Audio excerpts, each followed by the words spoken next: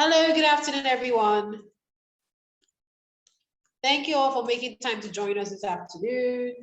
My name is Funmi. Can you all hear me? Perfectly, loud and clear. Yes, we are hearing you. We are hearing you.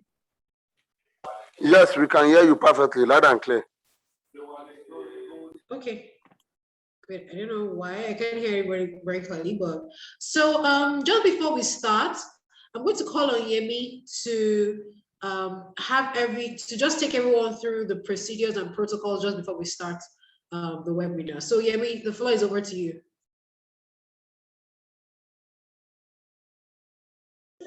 Hi, good afternoon, everyone. My name is Yemi Franklin, and I'll be one of the people behind the scenes in terms of controls and moderation on this call. So when we come on the call, I know there are times when the network will push us out.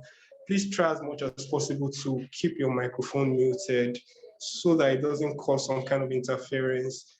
We're not allowed to share screen until, if you need to share a screen or share a screen, kindly chat me up or chat any of the co-hosts up so that we can give you permission to share your screen. And if you need to raise anything, you could just put that in the chat box or raise a hand so that we'll give you the floor to speak so that we have some kind of organization in this conference.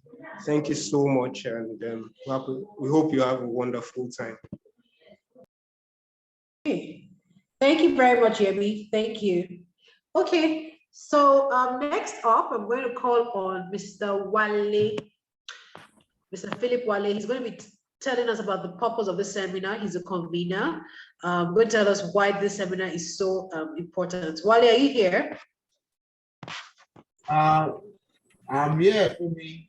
I'm here. Okay, so please go ahead. All right. Thank you, Funmi, for coming forward to do this. I want to welcome every one of us to this live webinar. It's a pleasure to be able to be the convener of this program and bringing every party together to come and talk on transport and traffic management reality in emerging city. We all know that we have a whole lot of issues surrounding transport and traffic management.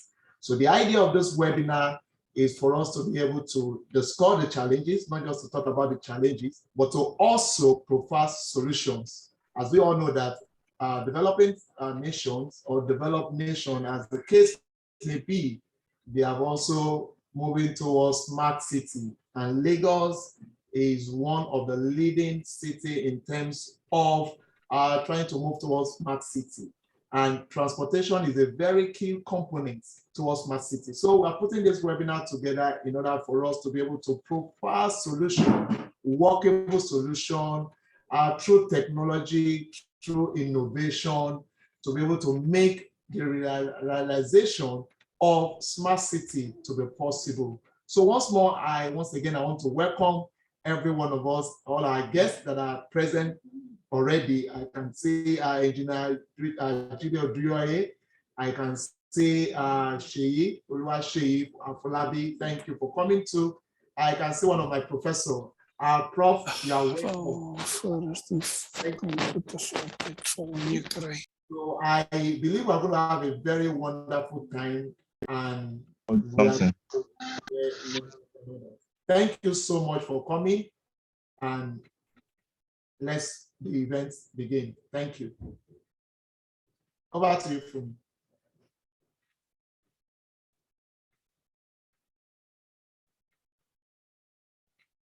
Funmi, I'm done. Okay, cool. Thank you, Wale. Thank you. All right, so let's not waste anybody's time. Let's get straight to it. So we're going to have our first speaker come on, and I assume that many people that join this webinar today is because we all know about the different challenges with traffic, especially if you live in Lagos, Lagos, Abuja, or Port Harcourt. And it's those three cities I've visited, and in Nigeria, those, it's a lot of work made in those cities. So I'm going to call on the first speaker shortly to talk about his topic. Just 1 minute, please. Just put that over here. Okay. All right. So we have Mr.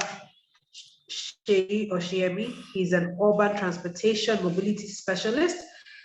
So all our guests today have this very long profile. I don't think I'm going to be able to read everybody's full profile. So Mr. Oluwaseyi Afolabi is our first guest, and he's going to be talking about mass transit in the smart city. Mr. Seyi, are you here?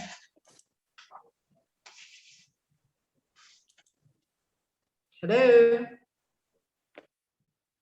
Hello, Mr. Seyi. Yes, I can hear you clearly. I can hear you clearly. Fantastic. Good afternoon, sir. Yeah, good afternoon, madam. Is your video on? Yeah, it's on. Okay, fantastic. Thank you so much for taking our time to join us this afternoon. You're welcome. Okay, so he's Mr. Oluwaseyi Afolabi is currently a lecturer in Bells University of Technology, Ota, and since 2015, he has published over 14 research articles in reputable journals. He was a fleet and transport manager, and was the head of department for management technology in Bells University of Technology, Ota. Okay, thank you, Mr. Seyi, for joining us. Thank you very much. Okay, Thank so you for let's inviting me. Yeah. So let's go to the first, my first question to you today. And please, if you have any questions, you can drop them in the chat box. We'll get to it when it gets to the Q&A session. So, Mr. Seyi, my first question to you is, in many of the states, do you consider any state in Nigeria currently a smart city? No. No. Lagos State is, can you hear me? We can hear you, please go on. Lagos State is making effort to be one, but Okay. they have not gotten there. Because when you talk of smart city, for you to achieve a smart city, you must have smart mobility. So any city that cannot achieve smart mobility cannot be regarded as a smart city. So, and for you to have a smart mobility, there must be an efficient mass transportation driven by information technology. So if you ask me if Nigeria is doing well in the provision of urban transportation services, I would say no. If you look at the countries that we started together in 1960, they have left us behind. But if you ask me, Lagos State government is doing well in the provision of transportation services, I would say no. I would say yes. Lagos is trying, but it is not visible. It is very difficult to see the effort of Lagos due to the population and the size of Lagos. Lagos has a population of over 20 million people, and the smallest size in Lagos State, in Nigeria. So if you look at mass transit in smart city, we have not really done well. I don't think there's any state that have done well in the country, because we cannot be talking about mass transportation without good rail transportation system. A country where about 95% of movement is being done by road, all other mode of transport are not functional. Can you hear me? Hello? Hello? Yep, we can hear you loud and clear. Yeah, we can hear you. We can hear you. Oh, okay. We can hear you. Please carry on. So a country where there is no rail transportation in the movement of over 200 million people.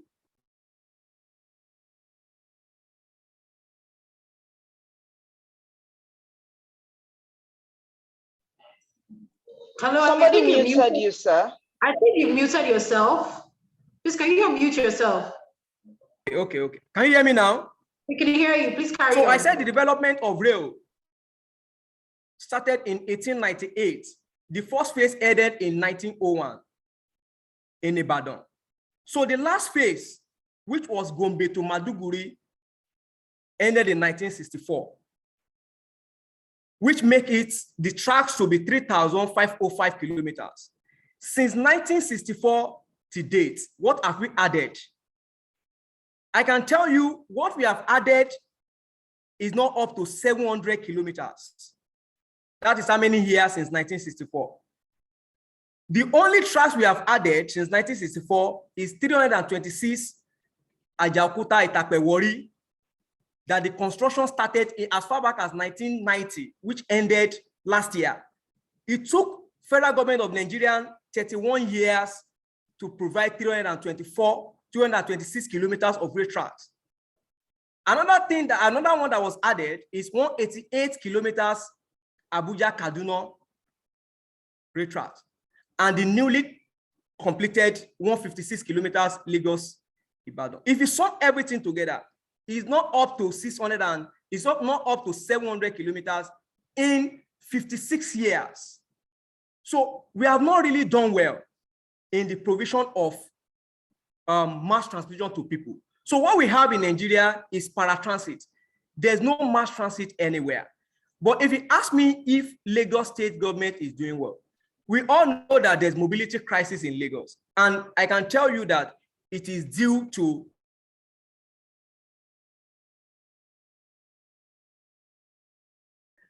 different government accounts, and they have introduced different form of mass transportation. Can you hear me?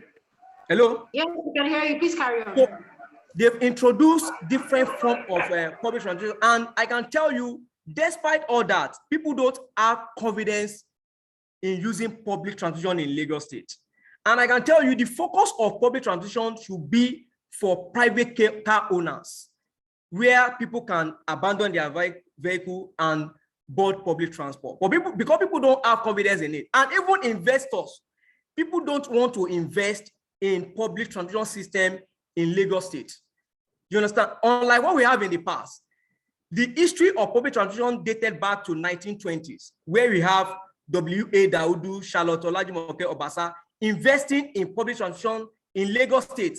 And this was complemented by J.N. Zappas as far back as 1929. So we have Oshinowo Transport, we have Benson Transport within the Southwestern region. Can you hear me? Yes, we can hear you. Within the Southwestern region, in Ibadan region, we have Agbaje Salami operating urban transportation system. In Ijebu region, we have Chief Timothy Kuti Abuse Odumari operating public transportation system. In Abeokuta, we have Mayegun and the rest. But now, what do we have? People find it difficult to invest in public transportation because they believe that the economy is not conducive. That's why you see informal transport operators. If you have money now, hello? Mr. Oluwaseyi, I just want to interrupt you. It's really because of time. Okay. We just have roughly about another 10 to 12 minutes to wrap this up. So I want us to begin to look at solutions. So what do we need to do? What solutions will you prefer to private individuals and government? Because like you rightly said, we have evolved from the days of, labor buses, Molue to BRT, and it's still not, it's still not sufficient. So what do we need to do to have an efficient mass transit in a hopefully smart city like Lagos, for example? So I would like you to just, give us like maybe 3 or 4 solutions that are workable, because there are a lot of people here that are listening. So for the government and private individuals that may be interested in this, thank you. Okay, thank you. Government should provide enabling environment for business to strive. They don't have any business in the provision of urban transportation services. They should provide enabling. What Lamata is doing is doing a very good job. If you look at BRT system has really helped a lot in moving people, but it's not enough. I can tell you that people still don't have confidence in using BRT. So this needs to be complemented by private individual investing in public transportation system. If you look at the BRT we have in Lagos State, I'm not saying it's not good. It is called BRT Light, but can it be compared to the BRT we have in Curitiba in Brazil, in what we have in Bogota, in Quito, Sao Paulo, even in Dar es Salaam in Tanzania? So it cannot be compared to. If people have confidence in using the public transportation, and I think people will abandon their vehicle and use it. If you look at all these BRT terminals, there's no provision for park and ride. So if those transportations or other modes are complemented, you understand, development of rail transportation, a city of over 20 million people cannot rely on road transportation for moving people on daily basis. Thank you. Thank you. So Is that all the solution you want to prefer? So they've created an enabling environment. So what do private individuals need to do? So if I now even have money, what are the things that I should invest in for mass transit, for example? And then also one other question I'm going to ask you, and I think I'm also ask everybody on the panel is, why is there so much focus on the road? There's the waterways, there's rail. How come everybody is just focused on the road? There's Uber now, there's BRT, there are private buses. Why don't we look at, other parts of transportation apart from the road? Well, when you talk about other parts of transportation, you cannot develop water transportation where there's no water. And Lagos is fortunate to have water. You understand? And you can only develop water transportation along the water route. So if any area that there's no water, you can't develop there. So I will see that most of the places that we have traffic congestion in Lagos, they are not littoral area. So there are places where there's no water. Where you have water from one point to another, people have utilized it. But it's still not enough because Lagos have made a lot of effort. But the problem is people still have phobia for using water transportation. So they need to be more enlighten people on the safety on water. People believe that when they enter water, there's going to be a problem. You understand? So people don't have confidence in using water transportation. And there's a need to develop rail transportation in Lagos State. So without rail transportation, because a developed country is a country where the rich use public transport, not where the poor struggling to use vehicle. If you see Lagos State, it will be difficult for you to convince people not to use their private vehicle in Lagos State, because Lagos State is an high income state where people make a lot of money and they can afford vehicle. So, and they see vehicle as a status symbol. So anybody that got vehicle, that has vehicle now see himself as, I've arrived and I want to use my vehicle. So for you to convince people to abandon their vehicle and use rail, even if there's a rail, people will still not use it. So because if they cannot be confused that they are going to get the type of satisfaction they get in their private vehicle, they are not going to abandon their vehicle because they have money to buy vehicle. So there's a need for enlightenment, and the waiting time at the bus stop right now is still high, because when you're talking about transit time, you need to look at the waiting time.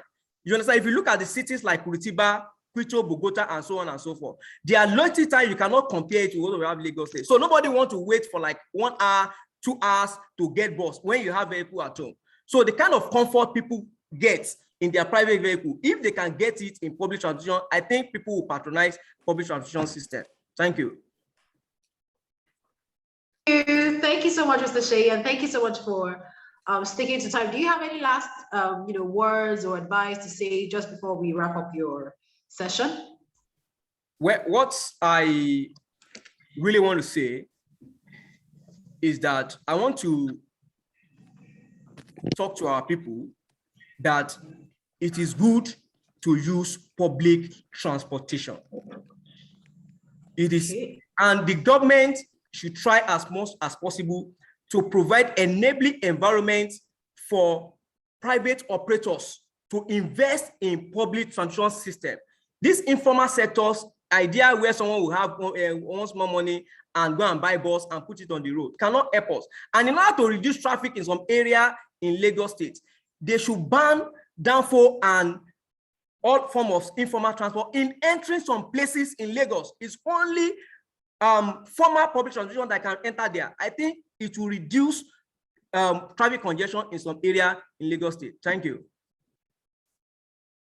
Thank you so much, Mr. Seyi. And it's fantastic that you talked about banning Okada, because our next guest was the GM of LASTMA until August 2021. And he's someone that I have met and I have seen him as a very hands-on person. Thank you so much, Mr. Seyi. Thank you for your time. Yeah, thank you. Okay, so our next topic we're going into talk to, and we're talking about traffic compliance and challenge. Traffic compliance challenges and solution, and of course, there's nobody else to talk to us about that except Engineer Olajide Oduyoye. Okay, so Engineer Jide, good afternoon, sir. I can see that you're on this call. Good afternoon. How are you? Good afternoon. How's your day? Very well, thank you. How's your day been so far?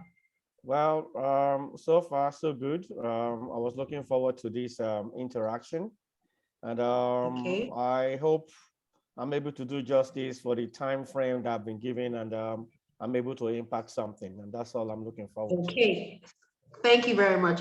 So since your profile is on the screen, I won't want to take so much time trying to introduce you and all of that so that we can manage time as much as we can. So my first question to you is, especially because you've worked in this role as the LASTMA GM, what are the existing policies for traffic compliance and how much are we effecting them? Because it's one thing to have a lot of policies, but how well are they being carried out? Are they being effected in the country? Well, at least for Lagos State.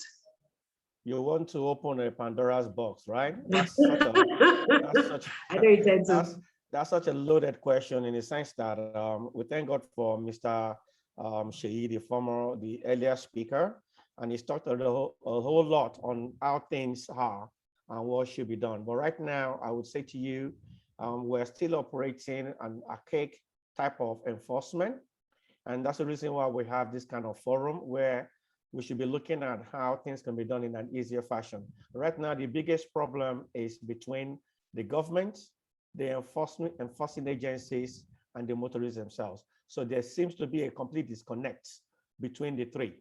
The government itself needs to be hands-on to know exactly what they want to do, what they want to achieve, when they want to achieve it, and how they want to achieve it, so that everybody else who is affected knows exactly the direction. Then the enforcement agencies themselves must not be under any pressure, apart from managing and keeping traffic flowing. There must not be any under G pressure for them to do things that is not going to be acceptable or understood by the motorists themselves. That is why I said there's a disconnect. So the line and the dotted lines between the three needs to be done. So the way we're managing traffic right now is not it. We're still so backward and we have a lot of work to do, and that is the honest truth. So what will be the ideal way? You say the current way we manage traffic now is backward. So what is the ideal way we should manage traffic? The ideal way is for us to face our reality and face our truth, all right? There are too many of us in this small environment, like Mr. Seyi said, all right? Over 20 million people and everybody hustling. The state has been designated as a state where you just come and hustle. And in the Nigerian term, when you hustle, means you get up from your house, whether you have something to do or not, just go out here and go and hustle. Just so that people around you feel like you're hustling. Even if you're going nowhere to go and achieve nothing, just go out.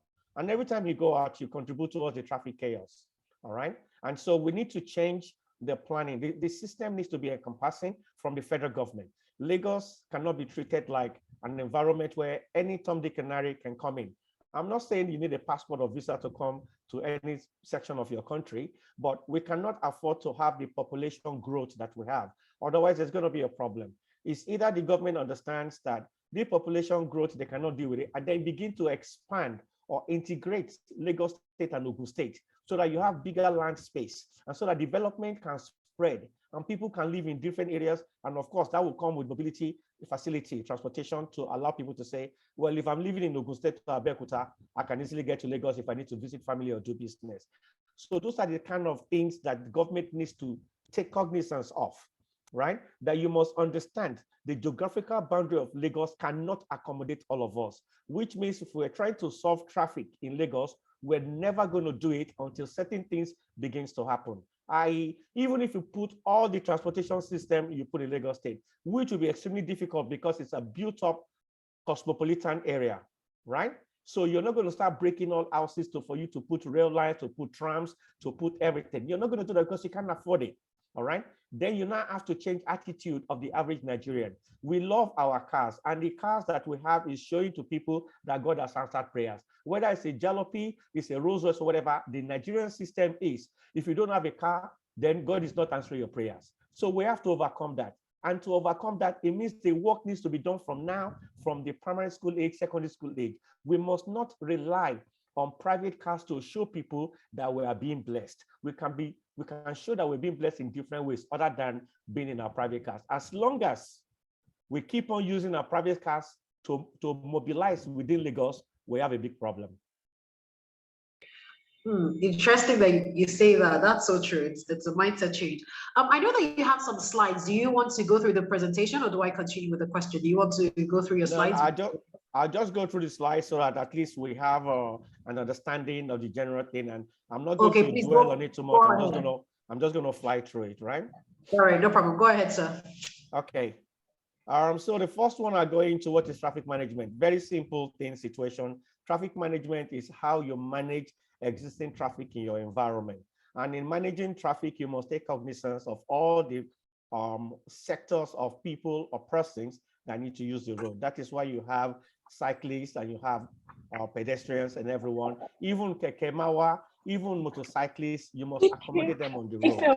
From my We all have the right to be on a public highway. So when someone says, how do you manage traffic? It is the organization, the arrangement, the guidance and control of both stationary and moving traffic. Now, what are the things that people would see in terms of when you say traffic management? Now, you talk about signages, you talk about road markings, you'll have to talk about pedestrian facilities to differentiate between moving traffic and pedestrian movement. Otherwise, once you have conflict and issues, then traffic is not moving anywhere. Then you have, how do you control the traffic itself? What kind of parking policies do we have in place? What are the roadside safety mechanisms that we put in place? Even the streets, are they safe? Because if your streets are not safe, then people either drive crazily at night or they drive too slowly because they don't know where they're going. And so all these aspects of traffic management is important for you to actually claim, I am managing the traffic. You don't just talk about it, you do something about it, and you must understand why. For Lagos State, in the last couple of months, as part of enforcement, we introduced what you call bringing solutions to traffic gridlocks. So you must have seen that certain junctions on the Lekki Express Highway, Ikeja area, that the government of Mr. Babajide Sanwo-Olu has invested a lot of money in junction improvement. However, I see that as just little things, not really addressing the bigger things. Because even if one big junction is dealt with, but all the adjoining roads are still bad and they're not connecting each other, you don't have one-way system in order to flow the traffic, then all your investment at a particular critical junction is really and perhaps not gaining what it's supposed to gain. So that needs to be looked at.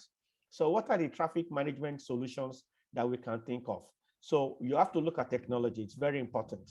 The reason why is so that you need to reduce the interface between human beings. Once human beings are interfacing with each other, there's always going to be a problem. There will always be an argument, and there will always be issues where you spend more time trying to manage human issues as opposed to controlling traffic.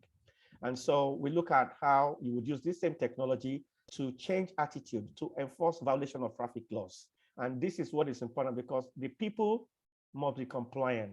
If the people don't agree or understand what the government as an entity is doing, then there's a conflict in place. The way we drive in Lagos right now still shows that a lot of people don't even understand what it means to be traffic compliant. They just get inside the car, put it in first gear and start driving. And anything else, they see it as a who are you? Do you know who I am kind of scenario. Everybody is somebody. In fact, my argument most times is the person that asks you, do you know who I am? Needs a psychiatric treatment. Because if you yourself don't know who you are, why are you asking me who you are? I don't know who you are. You yourself don't even know. So go to hospital and find out who you are. All right.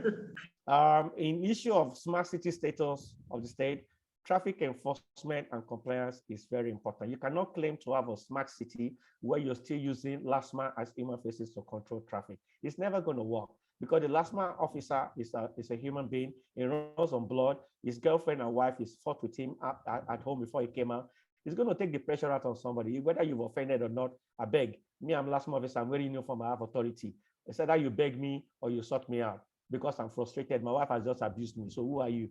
So all that kind of situation you need to change. All right. And people who have access to go to other countries can begin to appreciate that truly Lagos State is moving towards claiming smart city. Don't just use mouth to be saying Lagos State wants to be smart city. We like too much mouth in this country. Let action and reality speak for itself. What is the concept of a smart city? The concept of a smart city, it means you use different meanings in different cultures to deal with the situation. You break things down into practical terms. In some major cities, residents spend 4 years of their lives, right, trying to find a parking place. Why? Because they found out that parking situation is parking management itself is a game changer. If where you're going, it's going to cost you to park, or you find it difficult to park, you will think twice by using BRT or using downfall self. But all these things needs to be integrated. You don't just have a parking authority or parking situation just to collect money. If you're not linking it up with traffic management, right, you're wasting your time, because people can mostly, especially in Lagos, rich people can afford parking and park there for all day. And in fact, it's going to cost me 10,000 naira. By the time I bribe someone for 2,000 naira, I'm going to park for the whole day and you're not getting nothing. That is environment and attitude situation that we need to look at. So if I just move faster, right? If let's just go, if smart cities are to become the new normal, it means local governments, local authorities, and the decision makers, they have to navigate difficult areas using technology, transportation, communication, getting data, security, knowing that costs can be difficult to predict and that the project will grow in complexity. You see, smart city incorporates a whole lot of things. It's a game changer. People cannot use the road the same way as they do now, all right? People must be able to understand how to read data. You must be able to use phone. You cannot afford to have illiterates or people who don't understand electronics or gadgets in a city and you say it's a smart city. That is just talk, all right? So for you to get smart, we can't even be reliant on using petrol. We have to be thinking about green environment. We have to think about all this new technology that other beautiful cities across the world are using before we can claim smart city. I don't think we have time for showing video. Obviously, these slides will be shared by all members, and you can take your time out to read through to see. Because of time, I'll just scale through. So I will just ask my PA to skip the video so I can go into the next slide, which is talking about traffic compliance in the realization of a smart city. Thank you. Okay, so culture eats strategy for breakfast. What does that mean? The road to smart city starts with a new mindset. I've already mentioned that. It's not new technology, it's the mindset. You want to do something, you're ready to do it, you're willing to do it, and the people you're going to do it for appreciate and want to accept what you want to do, all right? Now, in changing mindsets internally, it's a prerequisite for changing them externally. So there are internal works and there are external works. So a major traffic compliance issue inherent or suffered by smart cities and aspiring smart cities is caused by a lack of public participation. I think we mentioned that. And the effective management of traffic in an adverse reaction to change, especially technological and complex change. Mr.Seyi mentioned, why is it that in 2021, we're still reliant on yellow buses, the danfos and Okada, to be the major source of public transportation in a city like Lagos? So what do we think is going on in Ogun State, in Oyo State, in other interstates, if Lagos is still reliant on that type of transportation in its own city? So you can just see that in reality, we have a long way to go when it comes to technology. A lot of people understand in the Ikeja area, there are cameras, static cameras that have been put in place, right? That captures those that do not have the documentation. Now, what do people do? They send messages to each other and say, oh, avoid that area. Now, if you are compliant and you believe in a process of progress, why are you dodging certain areas? Because you don't want the camera to catch you. Why are you doing that? Why don't you just do the right thing and encourage other people to do the right thing so that in going forward, we have less breakdowns on the road? It's not about dodging the enforcement situation that's on ground. It's about supporting the government for a purpose that we all understand. That is why communication and enlightenment, like Seyi said, is very, very key. A lot of people don't understand the need to change our system. We cannot continue to rely on yellow buses and Okada in this country. We cannot. Something must change. The BRT is a very, very good start. The construction of the blue line and the red line is a very, very good start. But it is just nowhere near where we should be. It is not a criticism, but it's just the truth that we must speak to ourselves, right? Right now, we're really not doing as much as we need to do. The situation is very desperate and we need to deal with it. If I just jump and I go into what the government needs to do, which is very key in our environment, right? I have a list there, right? So the government, go to the slide where the government says government. Okay, thank you. So we need to look at the driving license issuance and control of it. We need to deal with the bad roads and the no maintenance culture. We need to look at the poor integration of the public transportation system as it is right now. And I'm not just talking about Lagos, I'm talking about integrated public transport, even across the regions, from Lagos all the way to Nasarawa, right? Is it integrated? Seyi mentioned that, why would you leave your car if you know you're going to be stressed up just jumping from one train to the other, and you probably need to take a taxi in between? So you got to look at that. It's not this situation that we're talking about is for our country, not just for Lagos State. We have too many vehicles on too few roads, all right? We have commercial activities confined to a small geographical area. That is not talking about Lagos, all right? We have poor physical land planning laws and enforcement. The physical the lands department and the physical planning department, I am not convinced that they understand the impact of their development on public transportation. Otherwise, why are we giving too many licenses to businesses for all of them to be in the Lekki area when they know that 70% of their workforce cannot afford to live in the Lekki area? They would have to be coming from Alagbado, from Ikeja area, from the mainland area, which means every single day they'll have to commute in the morning towards Lekki and in the evening. What do we think that commuting means? It means traffic congestion, right? But if you spread your business, especially where you have technology, it's not a must that everybody must converge in a particular spot.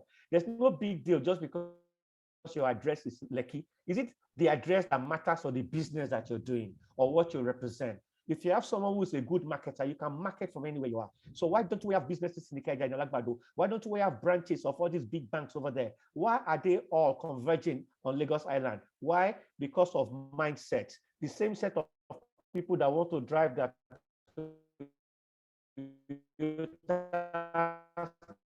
and the Rolls Royces are the same people that say all in the brain, and the brain needs to be opened up so that people can filter beautiful things and smartness inside it. All right, we cannot do things the same way. All right, so we have abuse of traffic laws by privileged entities. What do we mean by that? There are certain persons in this town that feel none of the traffic laws affects them because they're rich, they're influential, and they can make a phone call quickly to abuse. And then you have the military personnel as well, that just because they carry weapons and they wear uniform, that they're allowed to do whatever they want to do. Go to Abat Macaulay Way, you see it's because of the barracks there that people are doing one way on that road. And that has been going on for over 20 years. And no one has been bold enough to say, this is not right, let's put a stop, because there's an assumption that everyone in Nigeria that has a right to drive in Lagos has a right to go on that road and understand that one section of it is one way and not one way. What kind of behavior is that? This needs to change. We don't need to be fearful. We can be bold if we want to achieve smart city. You see, achieving something in any country means sacrifice. If you're not ready to sacrifice, then you're just playing to the gallery. All right? Now, I move from the government now before they come and shoot me where I am. I move to the motorists, all right?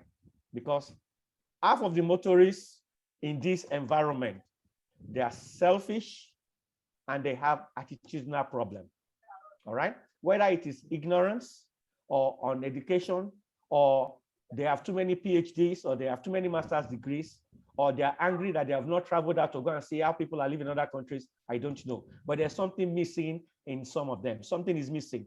So maybe people feel you look for money, you buy free tickets for a lot of people and let them travel out for 2 weeks. Then they'll go and see how things are done, how people behave in other countries. Otherwise, why is it that we're the ones that go to the mountain to pray for visa to leave our country? But other people from other countries, they don't pray, they don't go and pray to come to our country. Something is missing somewhere. The reason why we go to other people's countries is because they do things right, but we don't want to do things right. So we have attitude problem. Then we drive dangerously. I don't care attitude. We are dangerous drivers. When you have dangerous drivers, accidents would happen, crashes would happen, traffic would never flow. And then if you don't have a smart city where the cameras can capture you and everything, then you have a problem as well. Then you have opportunities in face of weak enforcement. When I say weak enforcement, we don't have 24/7 enforcement. You have LASTMA that works from 6:30 a.m. when they get it to about 10 o'clock at night. So what happens between 10 p.m. and 6:30 a.m.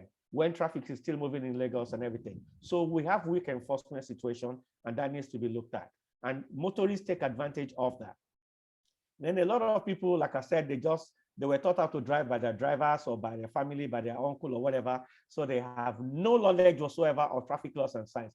They don't even understand anything about the signs. Tell someone what is the no parking sign that is there, or no stopping at any time. You will find 500 cars parked there and 20 signs are there staring at them in the face. You ask them what is that, they say they don't know. The same way they don't know that the zebra crossing is not for zebras, it's for human beings to cross, and you give way to them. All right. So they will go, oh, me, I don't see any zebra now. Which kind of zebra I won't see? In fact, when you cross on any zebra crossing, you better hold your Bible or your Quran, because you may not stay alive again. All right. So that needs to change. So then you have unqualified and uneducated drivers, already mentioned that. So what are the requirements for achieving a smart city solution? I have a list here. I'll just go through them very, very quickly. All right. So we need political sincerity and visionary leadership. All right. You need a participatory governance. You need adequate support of enforcement regimes, which enforcement regimes must work together for them cause, not one entity, not one agency working for its own and saying, oh, okay, all vehicles on the road must be roadworthy. And then somebody else who's in charge of the roads knows that the road is not roadworthy.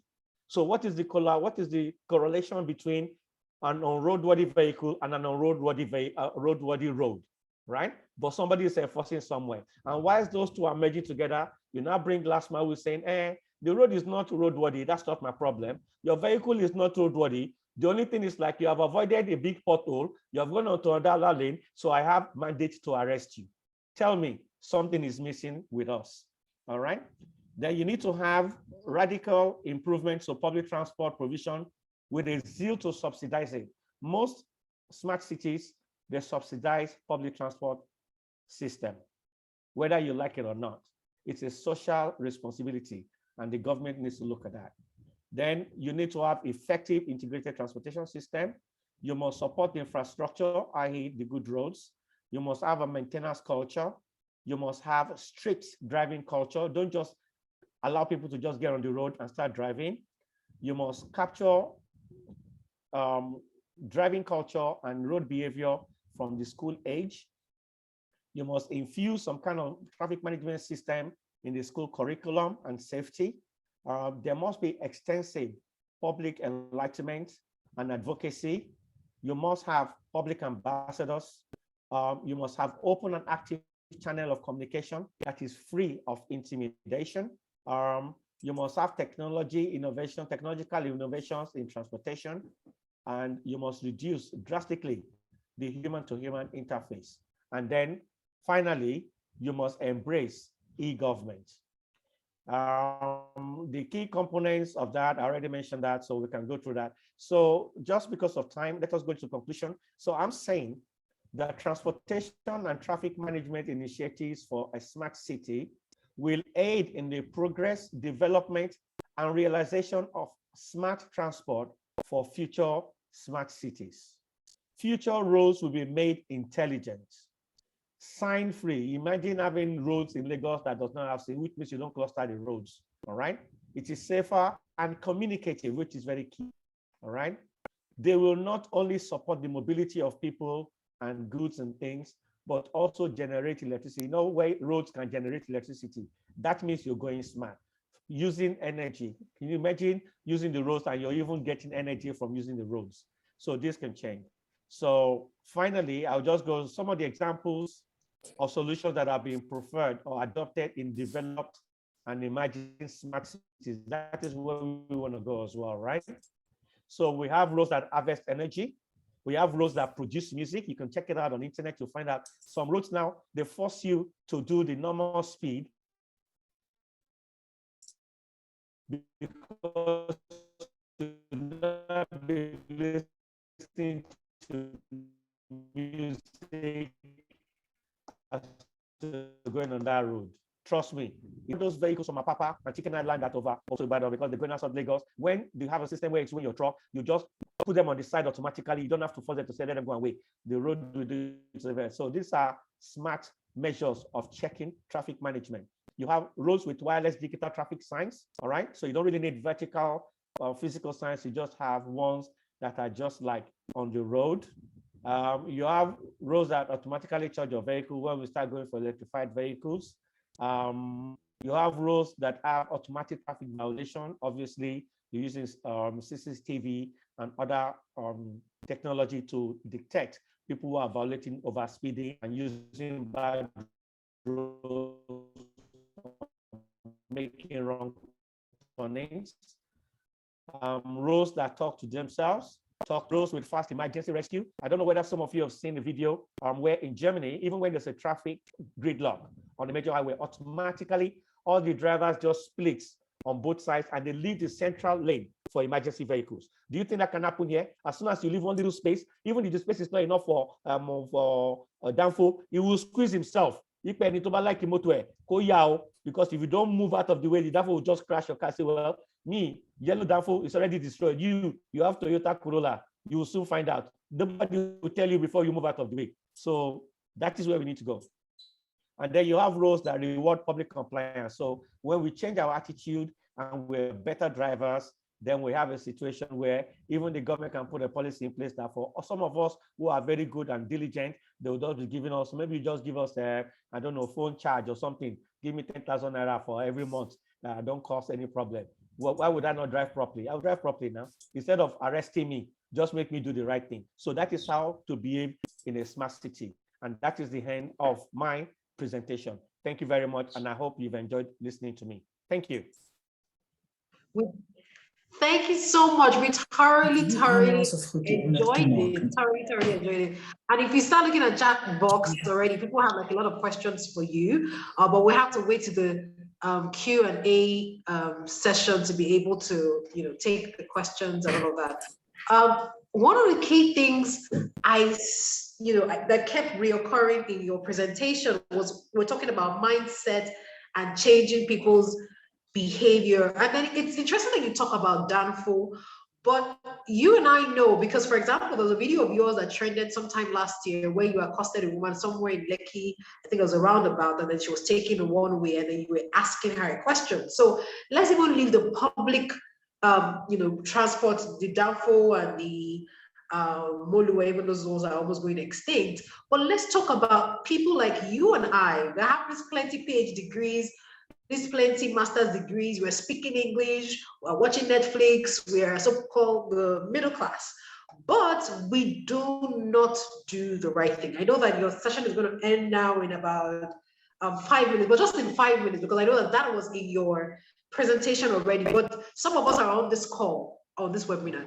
What do you have how do we begin to change that mindset? What do we need to start doing for even people that are middle class, well-schooled, who still flaunt the law? Well, I must be straight up with you. If we have persons like you and I, a lot of more of us in the system who is not afraid of these so-called in their own head that they are big people because they are small, really and truly, all right? Things will change because it's a small-minded person that behaves the way they behave in the Ikoyi area, in the Banana Island area, because they are influential kind of persons. It is a shame that when you go there, the sort of behavior you expect from them, different from the one in Mushin and Alagbado. And I'm not abusing anybody from Mushin. I am just, it's from experience. People in Mushin don't care about anything, right? They don't care, right? But the ones that have traveled out, the ones that are spending a lot of money educating their children abroad so that they can have a better society are the ones on a daily basis that are violating, all right? And why are they doing that? It's because they are influential. It's because they can influence those that will stand up and say, no, this is not allowed. You see, I don't care in that manner because I am thinking forward. I am thinking in the sense that in order to have a better society, we all must sacrifice. And if we don't sacrifice, we are wasting our time. So why should someone in a Range Rover be taking one way and then we leave him? But when someone in a Corolla, a Uber driver that has done the same thing, we quickly jump on him. When a downfall driver is doing the wrong thing, everybody's making us that the downfall driver is uneducated and does the wrong thing. But equally, the educated ones, the influential ones, the rich ones are doing exactly the same. It's just in a different area. Go and check. The evidence is too clear. I have too many evidences of people who do things without thinking. Why? Because they can get away with it. And every time you talk to them, the response is so aggressive that if you're not confident within yourself, you just say, okay, I don't want to allow, let me just be going. Because you'll be challenged. That's when you hear, who are you? Who are you? How can someone be asking you, you're correcting them and say, who are you? What authority do you have to correct me? Who are you to correct me? I beg, get out of here. That is a daily thing. And these are people whose wives, children go abroad 5 times a year. So some of them, they need to be exported and be taken away. They should not come back again. I know some people will write and say, what is wrong with me? Am I the owner of the country? I am telling you, really, to attain a smart city in Lagos, some people need to leave, and they need to leave today.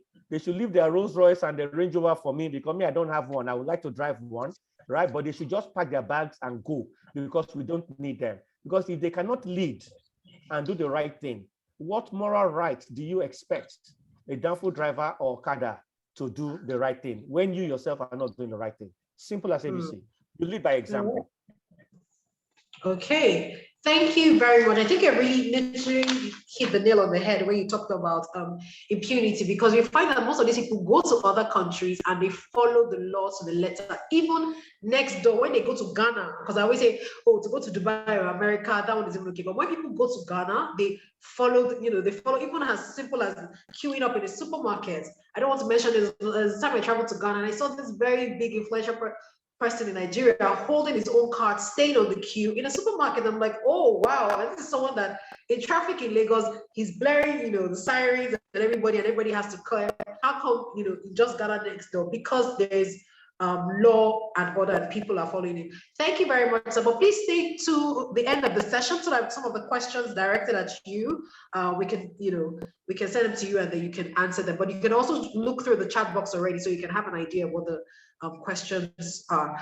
Our next speaker has, he said he has a bit of technical challenge trying to log on. I think that will be sorted out shortly. But before we have him on, and hopefully it will be sorted maybe in the next 2 or 3 minutes, I'd like to acknowledge we have some government agencies joining us. We have private corporate organizations joining us. We have lecturers from the Oduyoye University as well. We have some VRT bus operations officers also joining us, and some logistic companies joining us as well. Thank you very much. I would also particularly like to acknowledge Professor Kolawole Badmus from the University of Technology, FUTA. Thank you so much. Professor, hello? Professor, are you there? Hello, sir. Professor Kolawole?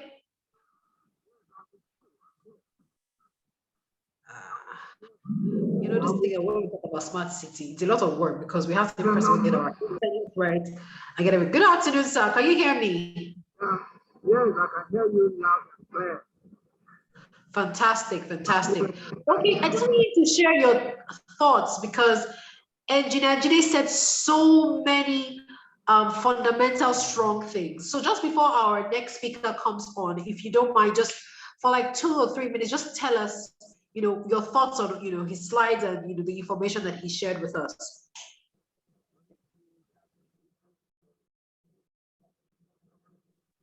Hello, Prof.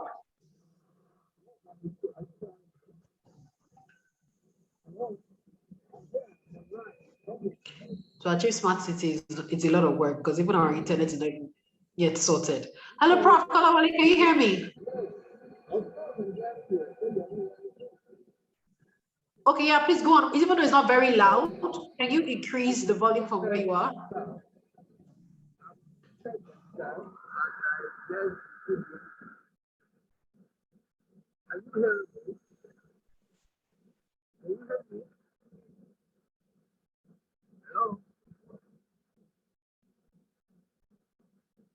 Sorry, sir, you need to increase the volume of your device, maybe your laptop or your phone. We can't hear you very clearly. We can hear you, but it's very faint. Are you using a headset? Probably you should take off the headset. We can't hear you.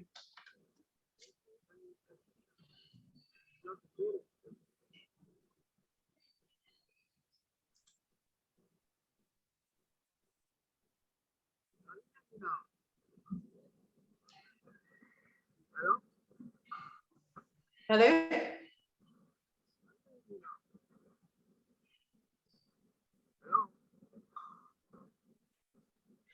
Carry on, sir. Can you hear us?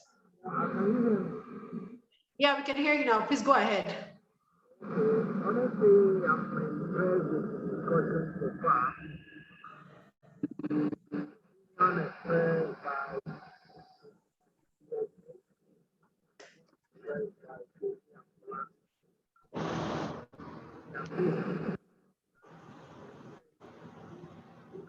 actually focusing on tech.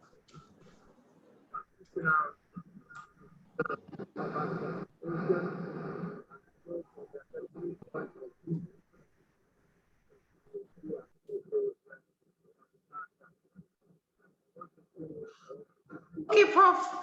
Maybe you will have to maybe leave and rejoin us. I can't hear you, and then some people are already sending messages that they can't hear you as well, so that we can carry on. Okay, so Engineer, while we wait for our next speaker to sort out this technical challenge, I think I'm going to start asking some of the questions if you're still there.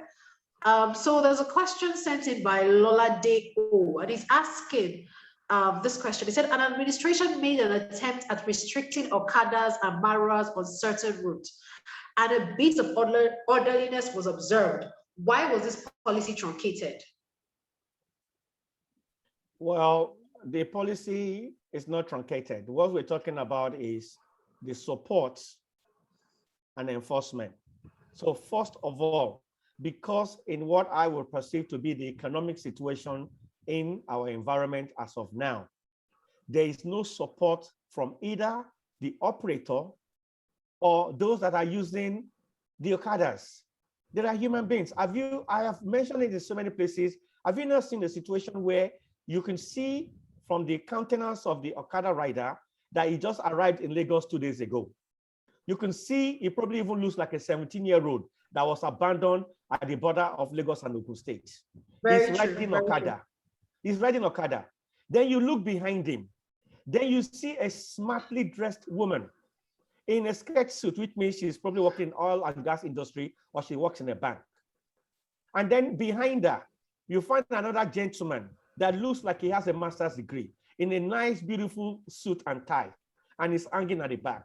So between the two of them, who is silly or not okay?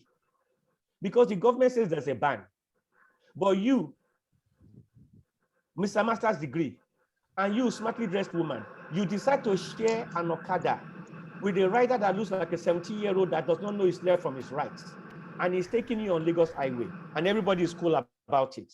Something is wrong.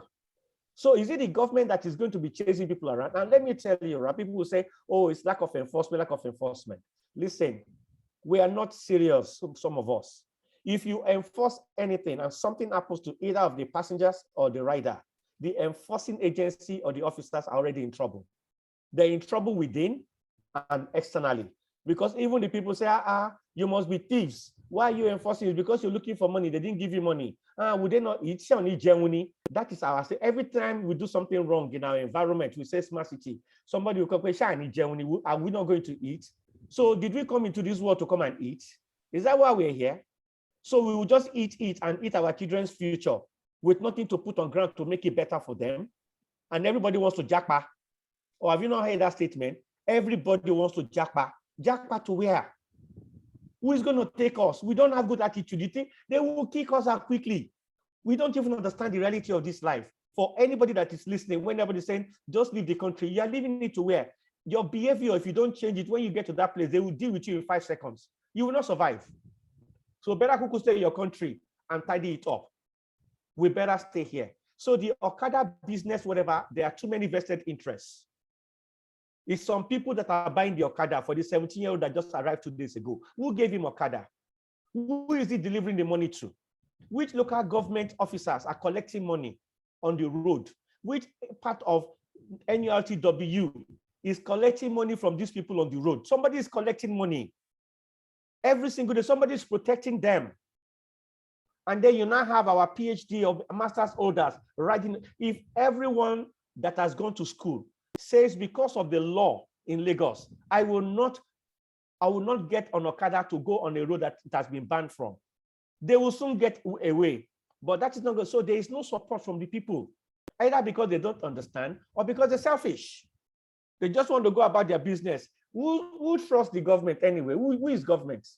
Go and ask the average person, not just and Kato, and say, okay, government. You say government, is it the government that is driving G-Wagon and an SUV all over the place with escort? So he's enjoying. He will not tell me that I should stay and be waiting for BLT bus for 2 hours. I beg, me too, I want to hustle. That is the reality. So it is not because the policy is not there, it's because the requisite composition to enforce and to adhere to a simple policy is not in place. All right. Okay, so what somebody has asked the question again, so it's still the same Lolade, and then somebody also put another question in the chat box, and it was asking about, is there a department in LASTMA that goes around educating people? Because it's very essential, educating the public. It's one thing, you talked earlier on about people parking in a space and they can't even read the signs, on the road. But is there anything that the government agencies are doing to educate people? Yes, I mean, LASTMA has a department and a section that does that. And then you even have LASDRI, that's the Lagos State Driving Institute, all right? And they go around and they do sensitization programs. But the point is, how many children do we have in schools? How many schools do we have? And what is the capacity of those that are working in these departments to go around all these schools to achieve the mandate? So there needs to be some kind of seriousness to make it work. You see, it is not just enforcement, like some people would always ask. Sometimes you need to educate and to educate and to educate, because the more you hear something, the more it is being prodded into your head every single day. By the time you wake up, right, you begin to sing a song about it.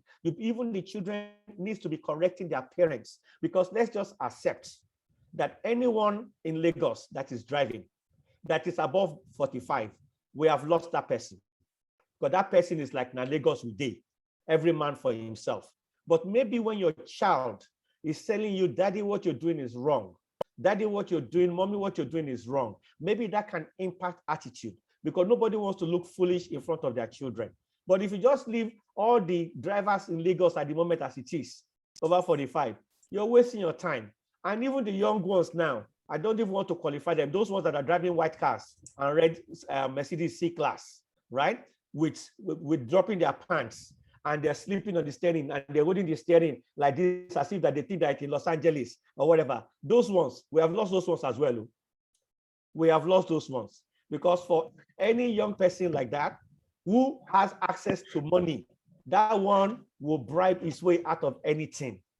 And you will know them because they don't have plate number on their vehicle. So I am not spoiling anybody. You see them every day. You go to Lekki now, stay there for 1 hour. You will see them, white Mercedes, red Mercedes, it's a C-Class, C300, they don't have plate number, and everything is dark inside. When they come out, they're wearing t-shirt, dirty minds, dirty clothes. All right, Engineer, thank you very much. It seems like you really have this on. Okay, I want Professor Kolawole, have you sorted out your audio issues? Because I would like to bring you onto this conversation as well. And even Seyi. Mr. Seyi, are you still on the call? I would like you to answer or to speak to some of the things that Engineer Jide has said as well. Professor.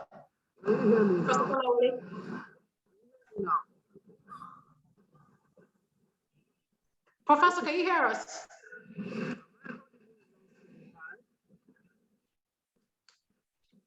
Hello, sir. Okay, Mr. Yeah, but your audio is still very, very low. That's what I was saying, that you should maybe log out and log back in. But Mr. Oluwaseyi, Afolabi, are you still on the call? I can hear you clearly, yes. Okay, fantastic. Please, can you speak to some of the things that Engineer Jide has talked about? Well, Engineer Jide has spoken well, but I can tell you that smart city requires a well-organized governance system and appropriate organizations, and institutions. So for us to achieve all what Engineer Jide has said, there's a need for strong political will to achieve smart city projects. Because we are talking about banning Okada. When you ban Okada, it's good. But politicians during the election will still buy a Okada, buy keke for these people as a poverty alleviation programs. So if there's no cooperation on the part of government, Engineer Jide have said a lot that some people have master's degree, they patronize Okada. What about the politicians that are buying Okada for them? Are they not part of stakeholder in banning Okada? If you go to Agege now, you will see poverty alleviation program sponsored by high-ranking officer in the House of Assembly, Okada and Keke. So when you're talking about even banning Danfo and so on and so forth, this union NURTW that majority of us have been complaining about all this while, these are the people politicians use during the election. So how do you now stop them? How do you now stop Danfo when they are machinery for rigging election in various states? So any government that comes in, to be honest with you, their first target is to find a way to manipulate and change the NURTW chairman. I'm telling you, government is always involved in the election of NURTW leaders across the states. So how do you now ban them? So when you are planning to introduce an efficient and effective mass transportation, you understand? So the high-ranking officer in the NURTW will call government to order that you remember you are using not during the election. So do you want to stop our daily bread? So there's no political will. Are we saying we don't know the solution to our proper traffic congestion? There's a solution to it. Lagos state government have tried in appointing professionals in key sectors, unlike Nigeria, where they give people position based on political, what they have done for them during the electoral campaign, political compensation. But Lagos state government have done well in appointing professionals. But despite that, we have not achieved much. We have not achieved much. I know the present commissioner of transportation in Lagos State to be a professional very well from Lamata. So they have appointed a lot of people. But when there is no political will, commissioner cannot just do things. So when there is no political will to change the situation, so smart city requires a well-organized governance system. If President Buhari is coming to Apapa now, in a day or 2 days, the traffic will clear. I can tell you, where are those buses going to? All those trucks, where are they going to? So there's no political will to solve the problem. So blaming people, blaming individuals that are patronizing them, I don't think enough. Governments also need to do more in achieving the smart city project. Thank you. All right, thank you very much.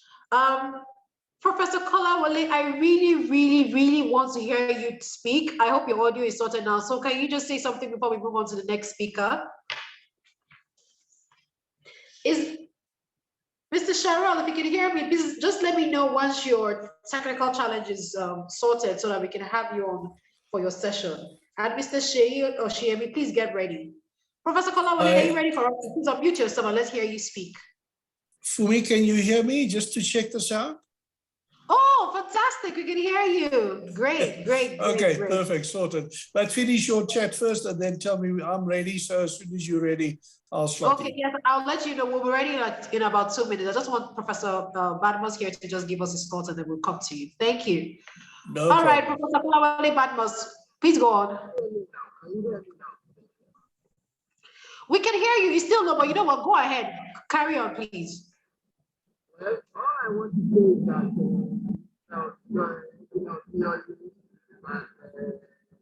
we have done a lot to break the matter. I want to say to try to think that I think we need to dwell more that we still need to buy in a manner our landscape manage. We need to reorganize the country to give way and improve the bandwagon of people in the urban areas. There should not be bandwagon effect of people moving towards the area. And I think we need to introduce where most people will be working from home. I think Nigeria is from home because we know that we don't have and to be on the road every time. And I think people should be encouraged to working from home. Offices can now collaborate and improve the way we do their quality. Professor Badmus, thank you very much. Your audio was still very low, but thank you for your contribution. Engineer Jide, thank you so much. I can feel your anger, I can feel your passion, and especially because you know, on the TV station I work with, we have spoken to you several times, so I totally understand where it is that you're coming from. But we hope that these things do not become just a talk shop, you know, and just a theory thing, that we eventually can transition and begin to effect the solution. I don't think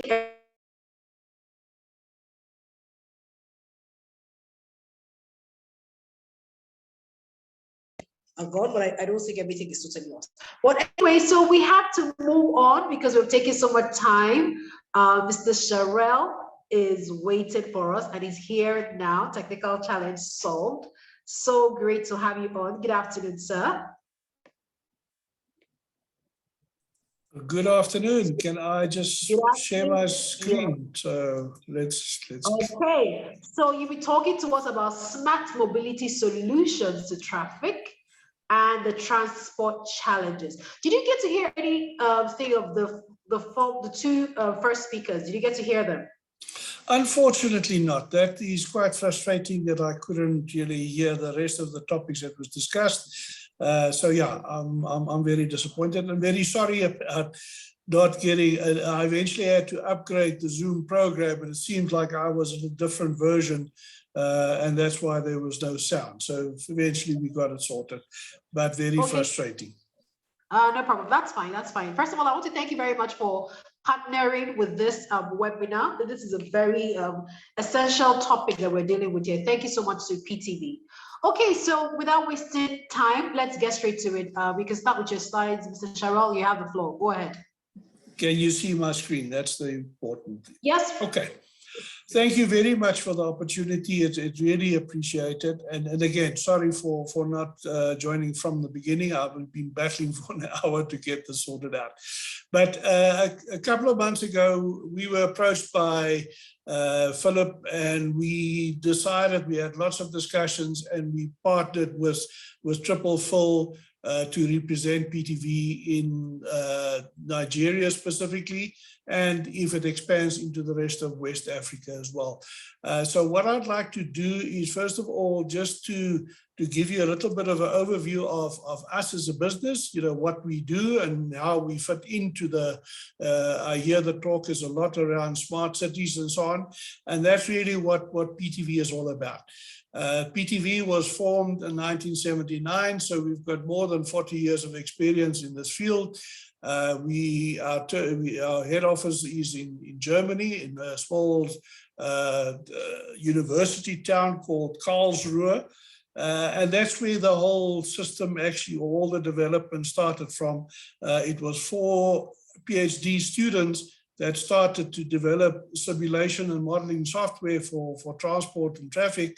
And that's where the whole business really started. Now, today, we have more than 800 employees worldwide. We plan about 1 million vehicles a day use our software. We save about 40,000 tons of CO2 every day. We've got more than 2,500 cities in the world that actually use our software, and we joined with about 120 different partners all over the world. A couple of years ago, we were... Mr.Charel, please can we, sorry that I need to interrupt you very quickly. Your slides are not showing on the screen. I'd said yes earlier, but that's your profile up, and that's our screen showing. So you need to show us your slides. We can't see your slides. Let me You can share your screen with her. Oh, yeah, is that where you can help him? No, I don't have his slides. Could you please share from your side, Mr.Charel? Okay, please. I Please go did. ahead. I did share. We can't see your screen.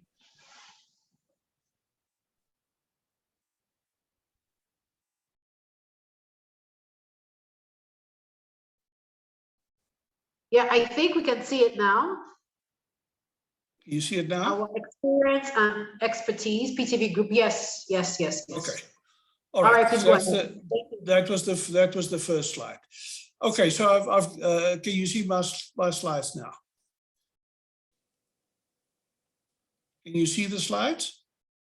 Yes, we can. Yes, we can. Okay. Yes, we can see the slides. All right. Please So go on. as I said, we part of Porsche SE. That is the business that was acquired about 2 years ago. And one of the main things was that they are keen to work with, especially in the vehicle supply side, with smart cities and so on as well. Now, the world, we've got offices all around the world. Our region is the PTV EMEA region, which includes India, Middle East, and Africa. Our regional headquarters is in Dubai. We've got offices in Qatar as well, and I'm sitting in Johannesburg, South Africa, and I'm responsible for the whole continent of Africa, but we spread all out all over the world. Now, in terms of the approach to the market, we have two approaches. The one is the mobility marketplace, or typically traffic management, and that's our client base or potential client base is typically municipalities, countries, regions, transport authorities, and the software we provide is used for transport modeling, master plan development, simulations, micro simulations, traffic impact studies and so on, but I'll go through the products just now very quickly.